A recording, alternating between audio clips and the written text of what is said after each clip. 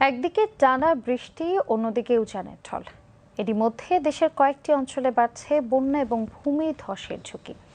আবহাওয়া অধিদপ্তর বলছে, সক্রিয় মৌসুমী বায়ুর কারণে আগামী কয়েকদিন বৃষ্টির প্রবণতা থাকতে পারে। আর বন্যা পূর্বাভাস এবং সতর্কীকরণ কেন্দ্র জানিয়েছে 15 জেলায় স্বল্প মেয়াদী বন্যার আশঙ্কা রয়েছে। পরিস্থিতি বিবেচনায় পাহাড়ি, নদী তীরবর্তী এবং উপকূলীয় এলাকার বাসিন্দাদের সতর্ক থাকার পরামর্শ দেওয়া হয়েছে। কুমার বিশ্বজিৎ রায়ের প্রতিবেদন। গভীর নিম্নচাপ দুর্বল হয়ে গেলেও এখনও কাটেনি এর প্রভাব।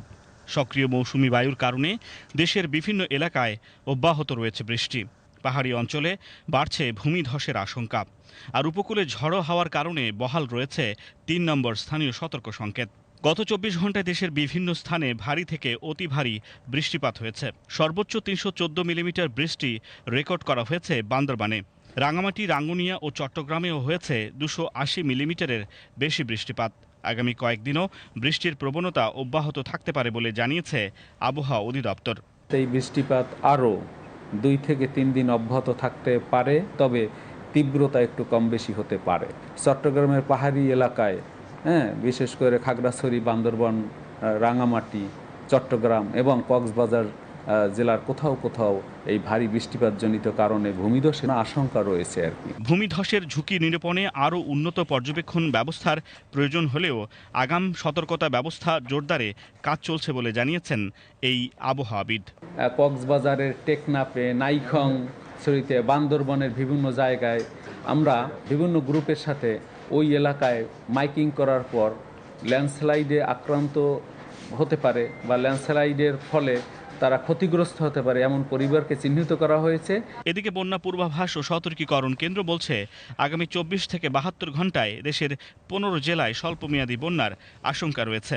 ইতোমধ্যে সাঙ্গু ও মাতামুহুরী নদী বিপদসীমার উপর দিয়ে প্রবাহিত হচ্ছে। বর্তমানে দেখছি যে প্রায় 15টি জেলাতে স্বল্পমেয়াদী বন্যার ঝুঁকি রয়েছে।